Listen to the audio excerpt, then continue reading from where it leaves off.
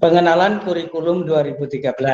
Baik, sebelumnya saya sampaikan dulu biodata. Ini nama saya. Namanya Muhyi Khairuddin. Alamat saat ini Rawakalong, Gunung Sindur, Bogor. Jabatan sebagai Wakil Kepala Kurikulum. Kemudian juga mengajar pendidikan agama Islam di kelas 9. Mari kita awali dengan kurikulum. Yang dinamakan dengan kurikulum adalah kumpulan rencana, tujuan, materi pembelajaran, bahkan cara mengajar yang digunakan sebagai pedoman oleh para pengajar demi tercapainya tujuan akhir pembelajaran. Jadi ini yang dinamakan dengan kurikulum. Di sana ada rencana, kemudian ada tujuan, rencana pembelajaran, tujuan pembelajaran, kemudian materi yang diajarkan, dan juga bagaimana cara yang digunakan oleh para guru untuk menyampaikan materinya supaya akhir dari pembelajaran target yang dicapai dapat terpenuhi. Nah, fungsinya apa kurikulum itu? Kurikulum itu berfungsi yang pertama sebagai penyesuaian, yang kedua integrasi, tiga diferensiasi, yang keempat persiapan, yang kelima pemilihan, dan yang keenam diagnostik. Apa saja penyesuaian, integrasi, diferensiasi, persiapan, pemilihan, dan diagnostik itu? Penyesuaian itu artinya kurikulum itu harus mampu beradaptasi dengan perubahan yang terjadi. Karena perubahan yang terjadi saat ini sangat dinamis, bukan hanya di negara kita, tapi di dunia. Maka kurikulum ini harus menyesuaikan, bisa mengakomodir ini semuanya, supaya kita tidak ketinggalan, supaya pendidikan kita tidak ketinggalan dengan kemajuan di tempat yang lain atau dengan bangsa lain. Kemudian yang dimaksud dengan integrasi, kurikulum harus menjadi alat yang dapat membentuk pribadi yang utuh dan berintegrasi di masyarakat. Artinya, setelah kita mengikuti kegiatan pembelajaran, walaupun bukan saat ini, paling tidak kita punya bekal. Bagaimana caranya menghadapi atau beradaptasi atau ya berintegrasi tadi, bisa bersama-sama dengan masyarakat, di tengah masyarakat untuk bisa mengembangkan ilmu yang kita miliki. Kemudian dengan sikap, kepribadian yang kita miliki, yang kurang bisa diperbaiki, yang salah bisa diperbaiki pula, sehingga kita tidak sampai jadi bahasa kita adalah kuper, kurang pergaulan. Kemudian yang ketiga namanya diferensiasi, yang artinya bahwa kurikulum harus memperhatikan pelayanan kepada siswa dengan semua perbedaannya. Bahwa di dalam kurikulum itu sendiri, semua yang ada di tengah-tengah sekolah atau di setiap sekolah, karena masing-masing siswa berbeda satu sama lain, maka kurikulum ini tujuannya supaya bisa mengakomodir dan semua siswa bisa dilayani dengan perbedaan. Ada kemampuan dari segi pengetahuannya, ada yang pinter, ada yang kurang pinter, ada yang kemudian punya kemampuan dari sisi ekonomi, ada juga yang kemampuannya kurang. Maka semua ini bisa diadaptasi, semuanya bisa dilayani dengan pelayanan yang sama, tidak ada perbedaan antara satu dengan yang lain. Kemudian yang dinamakan dengan persiapan, fungsinya sebagai persiapan. Maksudnya bahwa kurikulum itu harus mempersiapkan siswa menuju jenjang pendidikan berikutnya. Nah, sekarang mendasari mau kemana sebenarnya setelah kemarin pelaksanaan dari kegiatan pendidikan di SD, kemudian ke SMP. Hampir sama pendidikan di SD dengan yang di SMP, masih belum ada pembidangan. Mempersiapkan itu. Kemudian yang kelima, pemilihan. Maksudnya bahwa kurikulum harus memfasilitasi siswa memilih program belajarnya. Nah, bukan sekarang pilihannya. Kalau sekarang harus semuanya dipelajari, setelah dari SMP ini baru nanti meningkat mau kemana. Apakah nanti mau ke kejuruan, mungkin ada yang ke SMK atau semuanya, bisa semuanya, bisa juga nanti STM, kemudian bisa juga ke SMA, bisa juga nanti ke aliyah, atau mungkin juga ada yang pesantren. Nah, ini harus memfasilitasi siswa dalam memilih program belajarnya. Mau seperti apa akan ketahuan nanti potensinya ada di mana. Kemudian yang keenam, diagnostik. Memahami dan mengarahkan potensi siswa agar dapat menggali potensi dan memperbaiki kelemahannya. Karena masing-masing kita memiliki potensi yang berbeda satu sama lain, tidak bisa disamaratakan kemampuan potensi itu, maka masing-masing kita diharapkan mampu menggali potensi kita dan juga mengetahui apa yang mestinya dikembangkan. Kemudian kalau ada yang kurang, apa kekurangannya, dan coba diperbaiki. Nah, sekarang kita masuk ke namanya kurikulum 2013. Sudah beberapa tahun ini SMP Al-Hidayah Lestari melaksanakan menggunakan kurikulum 2013. Walaupun pada dasarnya sama, tapi kurikulum 2013 adalah kurikulum yang diterapkan oleh pemerintah untuk menggantikan kurikulum tingkat satuan pendidikan yang telah berlaku selama kurang lebih 6 tahun. Nah, setiap tahun kurikulum, setiap 10 tahun sebenarnya kurikulum itu berganti. Ada dulu dari tahun sejak pembangunan Orde Baru ya, itu ada mulai dari 73 74, 84, kemudian 94, ada 2004, sekarang kurikulum 2013. Apa saja yang ada di dalam kurikulum 2013? Di dalam kurikulum 2013, terutama di dalam materi pembelajaran, ada pembelajaran yang dirampingkan dan juga ada materi yang ditambahkan. Yang dirampingkan maksudnya apa? Ada materi yang disederhanakan atau dikurangi. Yang dirampingkan ada di materi bahasa Indonesia, kemudian IPS dan PKN. Sedangkan materi yang ditambahkan adalah materi matematika. Ini diperbanyak. Kemudian dalam kurikulum 2013 aspek penilaiannya yang dinilai adalah dari pengetahuan, kemudian keterampilan, sikap, dan perilaku.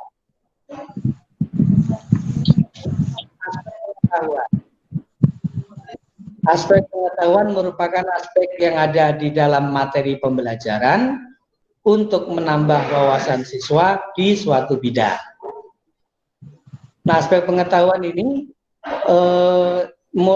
setiap tingkat berbeda. Ketika di tingkat SD, maka aspek pengetahuannya hanya 20%. Yang 80%-nya adalah karakter. Kemudian ketika SMP meningkat pengetahuan jadi 40, karakternya menurun jadi 60%. Sedangkan ketika SMA, SMK pengetahuannya 80%, karakternya 20%. Pada kurikulum 2013 diintegrasikan dengan pendidikan karakter yang sebelumnya telah dicanangkan pemerintah sebelum terbentuknya kurikulum ini. Jadi pendidikan karakter bukan hanya sekarang saja ada, sudah sejak dulu ada, dan sekarang di dalam kurikulum 2013 ini dimasukkan dan menjadi satu penilaian. Apa sih pendidikan karakter? Pendidikan karakter adalah pendidikan budi pekerti plus, yaitu yang melibatkan aspek pengetahuan, ada namanya kognitif, kemudian perasaan, feeling, dan tindakan atau action. Menurut Thomas Lickona, tanpa ketiga aspek ini, maka pendidikan karakter tidak akan efektif.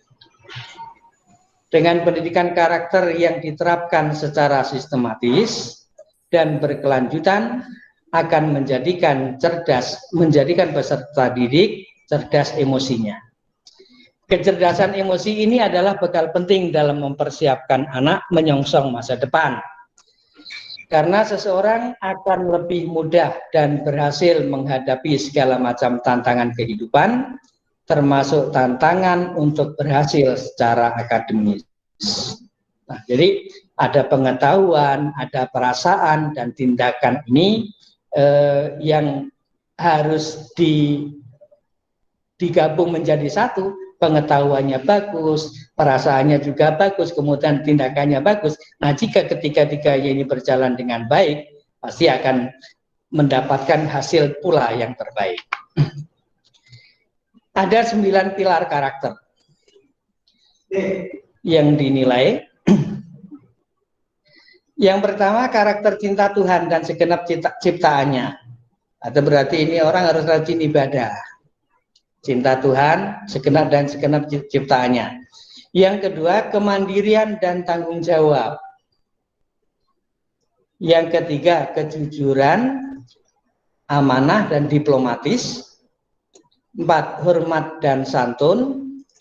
5, dermawan, suka tolong menolong dan gotong royong atau kerjasama.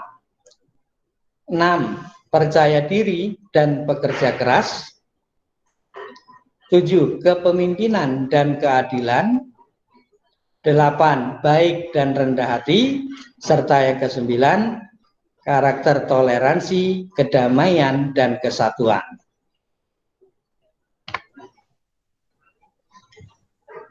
Kemudian kita lanjut lagi, tadi ada aspek dalam keterampilan.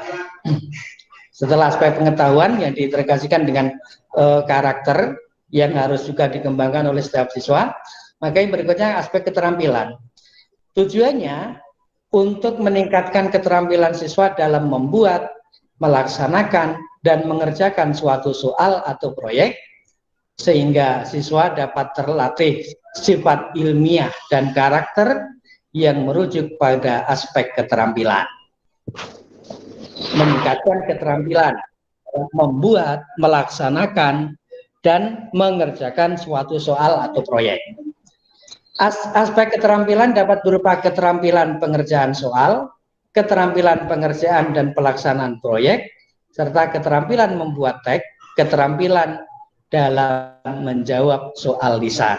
Jadi harus terlatih untuk bisa berbicara di depan umum, berbicara di depan orang banyak.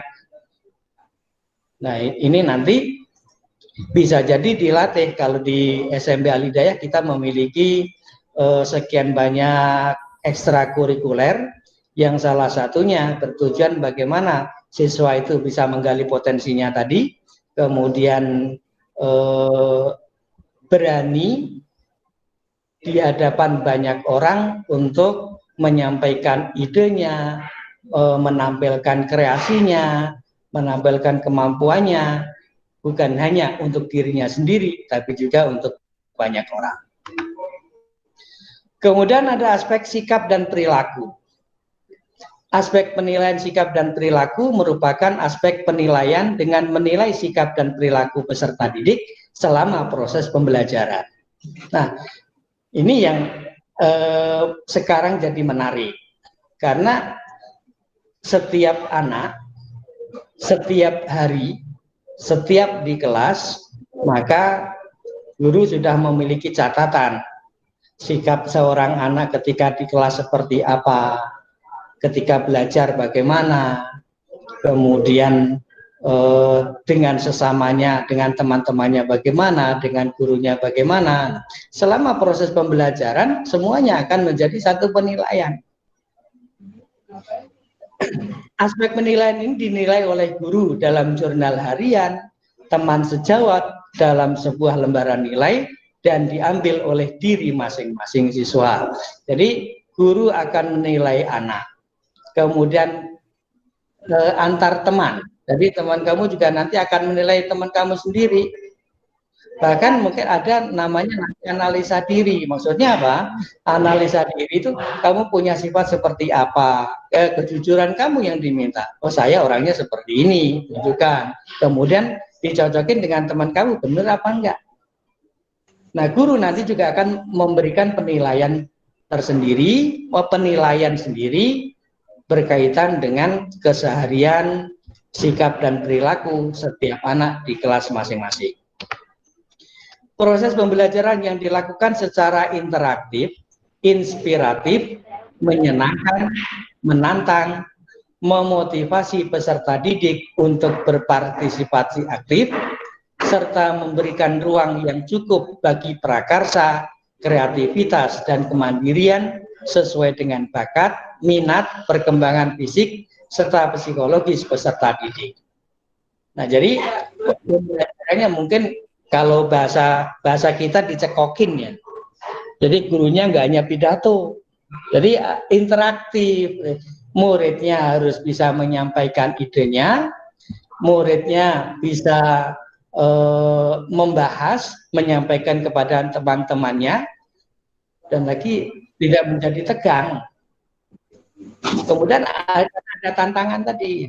Setelah ini selesai, maka harus ada yang berikutnya. Selesai lagi, tambah lagi yang berikutnya. Nah, di SMP Al-Hidayah, walaupun nanti dalam beberapa saat dilaksanakan secara online, masih secara online, tetapi yang perlu diketahui, kegiatan ini hampir sama dengan kegiatan di kelas. Mulai dari kehadiran harian, kemudian dari segi pakaian keseharian yang digunakan oleh siswa, maka masih mengikuti aturan-aturan yang ada di dalam kelas. Nah, ada yang kemudian ingin kita kembangkan ketika seorang anak, seorang siswa mendapatkan tugas satu, tugas yang pertama, kemudian dia tidak menyelesaikan tugas pertama itu di hari itu, maka dia tidak bisa melaksanakan pembelajaran, tidak bisa mengerjakan latihan berikutnya sebelum latihan yang pertama diselesaikan. Artinya apa? Tidak bisa, harus semua tuntas, semua diselesaikan dulu, baru bisa menginjak kepada pembahasan yang berikutnya. Nah, tujuannya guru sebenarnya hanya memfasilitasi peserta didik untuk melakukan proses mengamati, menanya, mengumpulkan informasi atau mencoba, menalar, mengasosiasi, dan mengkomunikasikan. Ini yang dimaksud dengan 5M. Jadi ada mengamati, menanya, mengumpulkan informasi, menalar, mengkomunikasikan. Nah, jadi nanti kalian dituntut untuk aktif. Kalian mengamati sendiri, atau ketika baca buku, kalian baca sendiri, kemudian tanya sendiri, kumpulkan informasi sendiri, dipahami sendiri, ya udah dikomunikasikan sendiri. Nah, gurunya kan hanya melihat itu. Bagaimana caranya? Nah, guru hanya mengarahkan. Tingkat kesulitannya karena ini mungkin ada yang di SD sudah pernah melaksanakan atau malah sudah dilaksanakan kegiatan seperti ini, yang di madrasah juga sudah dilaksanakan seperti ini, maka ketika di SMP Al-Hidayah Kita tinggal melanjutkan saja prosesnya nanti akan seperti apa. Seperti yang sudah dilaksanakan di tingkat dasar, di sekolah dasar dulu. Kemudian ada daya dukung. Daya dukung proses pembelajaran memerlukan daya dukung berupa ketersediaan sarana dan prasarana pembelajaran. Sarana rapot, peralatan pendidikan, media pendidikan, buku dan sumber belajar lainnya, bahan habis pakai, serta perlengkapan lain yang diperlukan untuk menunjang proses pembelajaran yang teratur dan berkelanjutan. Jadi kalian mungkin sudah pernah ada yang sudah sampai kemarin sudah ya pembukaan itu. Paling tidak sekilas kalian sudah tahu ada apa saja yang dibutuhkan dalam kegiatan belajar mengajar di sekolah. Di setiap kelas sudah disediakan perangkat yang dibutuhkan untuk mudahnya pembelajaran, mulai dari mungkin di setiap kelas sudah ada LCD, jadi nanti kalian tinggal ya bareng-bareng belajar dengan mau menyaksikan apanya, model pembelajarannya nanti bisa diterapkan bersama-sama. Kemudian prasarana yang meliputi lahan, ruang kelas, ruang pimpinan satuan pendidikan, ruang pendidik, ruang TU, ruang perpustakaan, ruang lab, ruang bengkel kerja, ruang unit produksi, ruang kantin, instalasi daya dan jasa, tempat olahraga, tempat ibadah, tempat bermain, tempat rekreasi, dan ruang atau tempat lain. Ini sarana yang dibutuhkan tadi adalah dalam kegiatan belajar mengajar secara teknisnya. Nah ini pendukungnya, prasarananya, ruang kelasnya ada apa enggak, ruang-ruang yang lainnya ada apa enggak. Nah kalau ada, maka ini semuanya menjadi daya dukung, dan insya Allah di SMP Al-Hidayah sudah semuanya tersedia, sehingga mudah-mudahan dalam proses pembelajarannya bisa seperti yang kita harapkan bersama. Anak-anak sekalian, yang pada akhirnya bahwa dari sekian banyak yang saya sampaikan tadi, yang terpenting dalam kegiatan pembelajaran mengikuti kurikulum 2013 ini adalah seperti tadi, bahwa siswa dituntut untuk aktif karena guru hanya memberikan memfasilitasi saja, mulai dari proses mengamati, menanya, jadi M5, 5M itu, maka siswa dituntut berperan aktif untuk melaksanakannya, sedangkan ketika ada hal-hal yang mungkin kurang puas atau ada masalah, ada kendala, bisa ditanyakan kepada guru yang bersangkutan. Yang paling akhir, sehebat apapun orang-orang yang ada di sekitar kita, tidak perlu kamu banggakan. Sehebat apapun teman kamu, juga tidak perlu kamu banggakan. Yang perlu disampaikan, yang perlu kita lakukan adalah bisa tidak kita seperti orang-orang hebat di sekitar kita, bisa tidak kita menjadi orang hebat seperti teman kita. Jika tidak, rasa bangga itu bisa jadi akan turun dan bisa jadi merendahkan orang-orang hebat yang ada di sekitar kita. Demikian, kurang lebihnya mohon maaf. Terima kasih. Assalamualaikum warahmatullahi wabarakatuh.